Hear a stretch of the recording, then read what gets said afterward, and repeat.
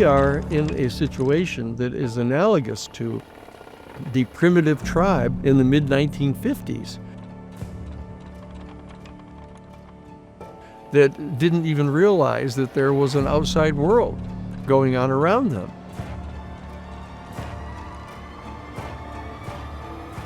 When that island was discovered and that tribe was discovered, they were unable to respond to the reality of this much larger civilization that surrounded them. And that particular culture collapsed. We do not want that to happen to us.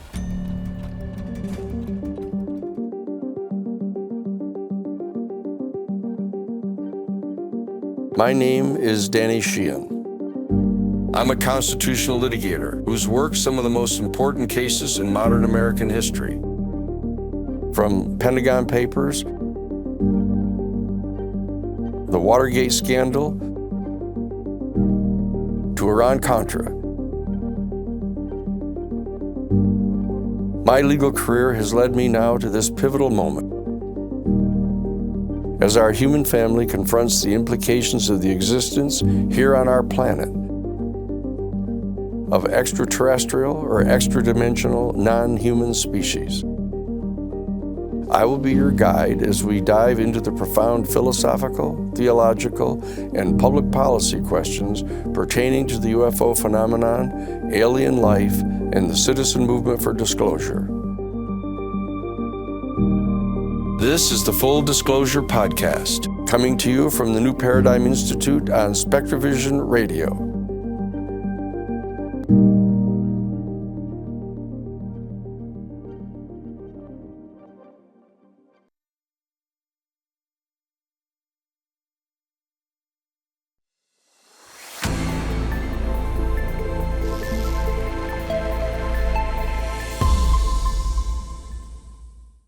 We're trying to get the attention of Congress, the people of the United States, and the people of the world to focus on this issue of the reality of the UFO phenomenon and try to understand why it's important for us to do this in the context of other events that are going on in the world. Now, the whole world is talking about the fact that the President of the United States had deployed thousands of Border Patrol law enforcement officers and ICE agents from the Department of Homeland Security to a city here in the United States, in Minneapolis, Minnesota. Those agents have now killed a second American, gunned him down on the streets of Minneapolis. Congress is in an uproar over this. They now are threatening to refuse to fund the government of the United States in the new federal funding bill unless the monies for the Department of Homeland Security and ICE are removed from it.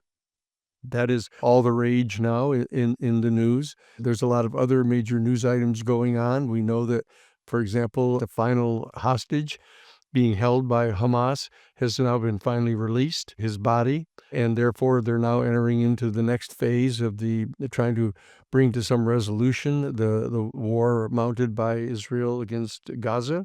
I want to point out that in this age of extreme instability, on the national level and on the global level, it's still important for us to keep our focus on this issue of the UFO disclosure, because people will say, so even if there's an extraterrestrial civilization of non-human beings surrounding our solar system and our galaxy, and they have beings coming and going from our planet, they've even been in direct communication with officials from our government. What difference does that make to me? How does that affect the price of my groceries? How does that affect, the statutes dealing with healthcare payments, et cetera? That's the reason that our Full Disclosure podcast comes to you each week, to try to draw the connections between these things that are going on our planet. Because the fact of the matter is, as things are presently structured on our planet, these types of events that are going on around the world are all perfectly possible. And therefore, these structures are not adequate to provide for the kind of stability that we need to have on our planet. And what's happening is there's activity going on in Congress right now where there are people from the executive branch coming forward as whistleblowers and providing information to the Senate Intelligence Committee, to the House Armed Services Committee, to the House Oversight Committee, telling them that, look, we're now in possession of one or more extraterrestrial, non-human origin spacecraft. And we are not only in possession of the bodies of the non-human beings that are piloting these UFOs, but the fact is we now have confirmation from above top secret sources inside the executive branch, in particular Dr. Eric Davis, confirming that he has had face-to-face conversations with President George H.W. Bush, confirming that back in 1964, 3 UFOs came over the Holloman Air Force Base in New Mexico, hovered over the tarmac, and one of them landed on the tarmac and was greeted by 2 high-level U.S. Air Force officials and 2 civilians. This means that there is information that our national security state people possess about the reality of an extraterrestrial civilization surrounding us, and they are concealing this information from us, okay? We have this government inside our government that is a national security state that is in possession of extraordinarily important information and is not only concealing it from us, but they're lying to Congress, committing perjury to Congress that has the constitutional authority and responsibility to oversee the activities of our executive branch. That's why I'm coming to you today to talk with you about the need for our people to rise up and to assert our citizenship, to demand that our elected representatives here in an election year do their job, to hold the executive branch responsible for lying to Congress and to provide the information to Congress so we can get this information to our people. Because one of the things that they're hiding is the fact that our national security state is in possession of knowledge about the energy source of these UFOs, and that this energy source could potentially solve our global climate change problems. And many of the disruptions that are going on the planet right now are a consequence of global climate change and the instability that is being generated by the damage to our climate.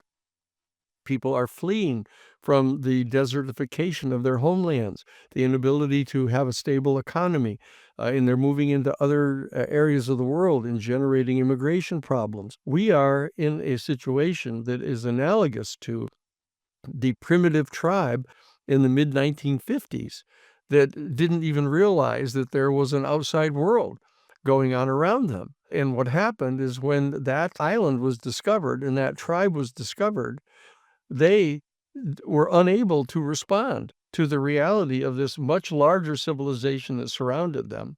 And that particular culture collapsed because they had fabricated a reality. And when they realized that they were unaware of this whole other dimension of reality, their whole culture collapsed. We do not want that to happen to us. And the national security state is using that potential danger, that threat, to justify their concealing the information even from Congress that is responsible for trying to find out what's going on in the world so they can make policies that protect our people and to protect our relationship with other countries of the world and to protect our planet from things like global climate change. We know now that this national security state group knows about the source of energy that is used by the UFO craft, and that this source of energy could in fact solve our energy problems on our planet. And that would have a huge effect upon our entire economy and upon the stability of our climate on our planet. While all of these other news events are going on, all about the coming end of the actual military conflict in Gaza, the events going on in Minneapolis, Minnesota right now, at the same time, there are the following events have taken place during the course of just this week. Eric Burleson, who is the congressperson from Missouri, who is now on the House Oversight Committee. He is the person on the task force of the Oversight Committee that is responsible for gathering the information about the UFO phenomenon. He has appeared at a press conference in Washington, D.C. at the National Press Club and has called for the American citizens to organize and to rise up and to demand that the members of Congress secure from the National Executive Branch the information they have about the UFO phenomenon. Also, on January 24th, the Liberation Times has now published a major article revealing the names of a number of the people who are believed to be living members now of the inside group that is called the Legacy Program. They followed up on a public announcement that was made by David Grush, whom many of you recognize as one of the major whistleblowers. He is a former high-level official of the UFO task force inside the Pentagon, who has revealed to Congress in his public testimony that we are in possession of one or more of these non-human origin extraterrestrial spacecraft and the bodies of non-human beings who are piloting these. And David Grush, earlier in a major interview with Megyn Kelly, publicly revealed the fact that former Vice President Dick Cheney was actually in charge of the oversight of the major program in which we were shooting down UFOs, trying to capture them so that we could reverse engineer the technology of the UFOs to build a weapon system.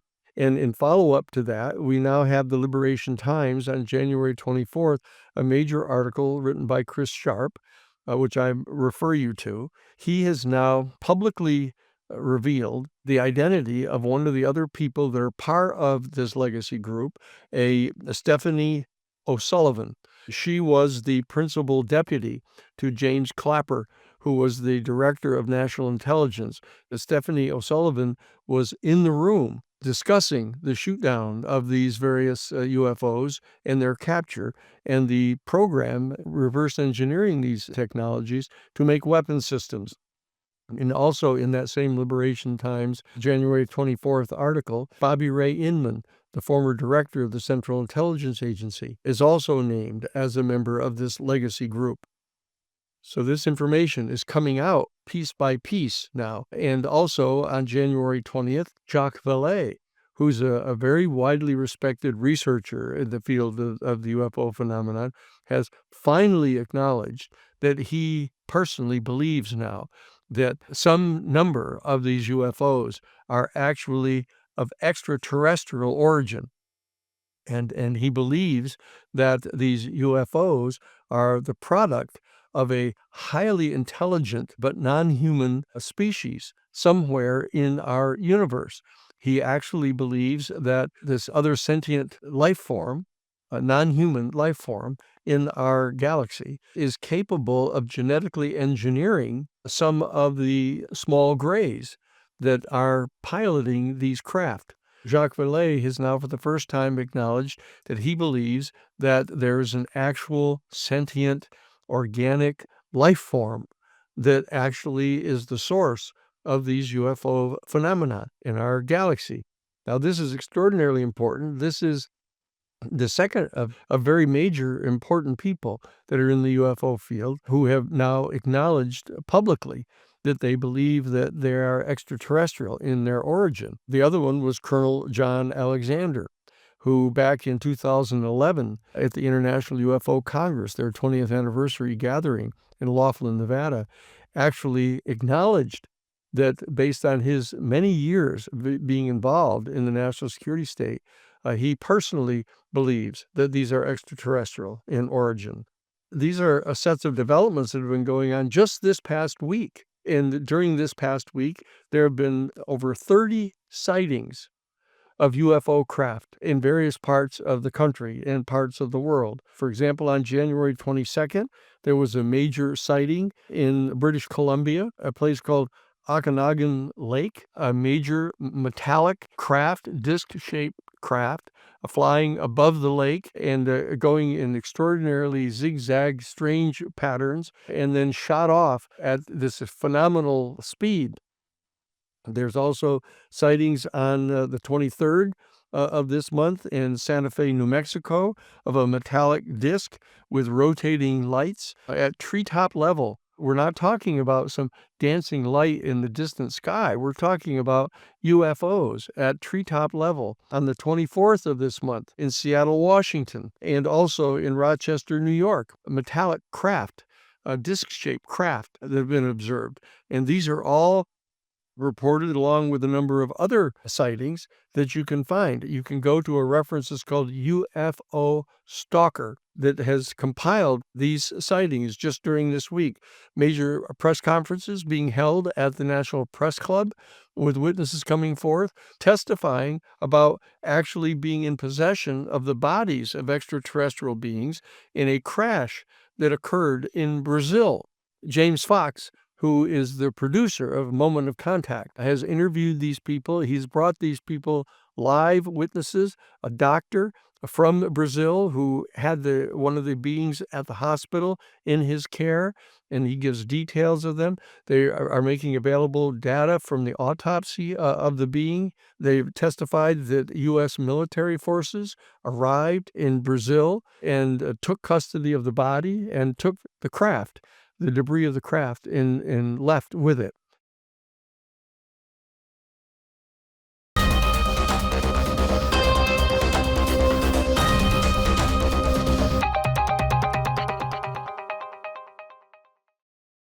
I would like to refer you again to an official Vatican statement that was issued in November of 2009 by Pope Benedict. He directed the director of the Pontifical Observatory at Castel Gandolfo to come to the press room in the Vatican and make an official announcement, which was actually authored by Pope Benedict himself. And this statement was as follows: in light of the discovery of more and more of these new exoplanets, it has now become clear that much sooner than had been previously anticipated, our human family is going to discover the existence of non-human life elsewhere in the universe. And therefore, the time has arrived for our people to gather and to begin having serious conversations about the profound philosophical and theological questions that are posed to our human family by the upcoming discovery of life elsewhere in our universe. Now, because of that statement issued by Father Jose Gabriel Funes, the director of the Pontifical Observatory, I, because of my previous experience as the 10-year general counsel at the United States Jesuit headquarters in their National Social Ministry office, I was able to reach out and contact Father Jose Gabriel Funes and go to meet with him.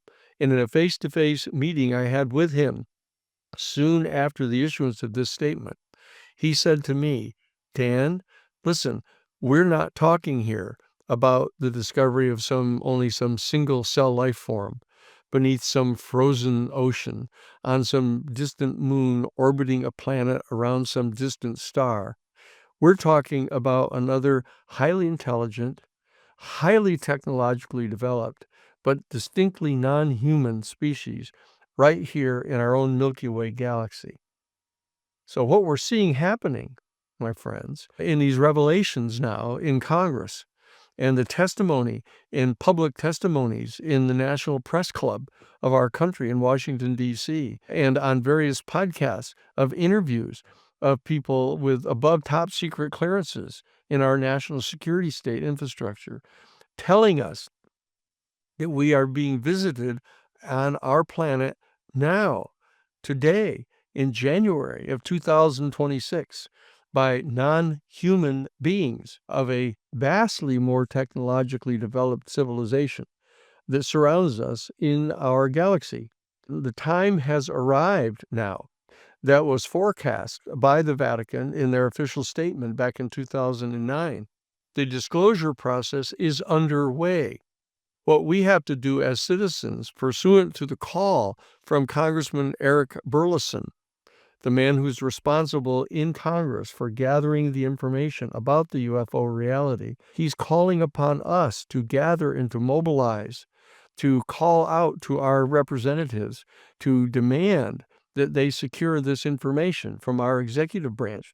That is the call that we are asking through the New Paradigm Institute for you to call and to contact us at thenewparadigminstitute.org to become members of the Citizens for Disclosure. This is how we are going to organize in all 50 of our states and in all 435 of our congressional districts to educate our citizens, to get them to reach out to their friends and neighbors, to accelerate this process so that we can get our United States Congress put into possession of this information so they can begin to work on the steps that need to be taken here on our planet, here in our country, to restructure our institutions to absorb the information that is getting ready to be shared with us by this extraterrestrial civilization. This is going to have substantial impact upon our geopolitical relations with other nations here on our planet. It's going to have major impact upon our economic structures because this means that we may well have access to resources from entire other star systems in our galaxy. Needless to say, other planets within our solar system. This basically presents an infusion of massive amounts of products and materials into our economy that we're going to have to accommodate. We're going to have to restructure our economic structures in order to adjust to this. The same thing is true of the geopolitical relationships we have with each other. We can no longer be in direct competition with each other. We can no longer have the United States claiming unique and exclusive jurisdiction over the Western Hemisphere and inviting China to basically exercise its authority over a region around China and warring with each other over a limited amount of natural resources on our planet. We have to transcend this particular historical experience that we're having to adjust to the new reality. What I want to do in closing is I want to begin to introduce you to the discussion that we're going to be having here on this Full Disclosure podcast in the coming weeks about these profound philosophical, theological, and public policy questions. I want to begin to identify some of these for you. I will do this in the coming weeks. We will identify specific, profound philosophical questions.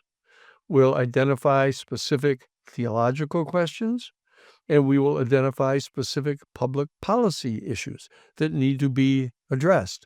And then what we will do is we will turn our attention to these particular questions. And then we'll start sharing with you sources of information about each of these particular answers to these questions. And we'll want you to participate. So we want you to go to newparadigminstitute.org. We want you to sign up to become members of the Citizens for Disclosure, and we want you to join us each week here on Spectrovision Radio at the Full Disclosure Podcast. To join the citizen movement for disclosure, visit newparadigminstitute.org/take action.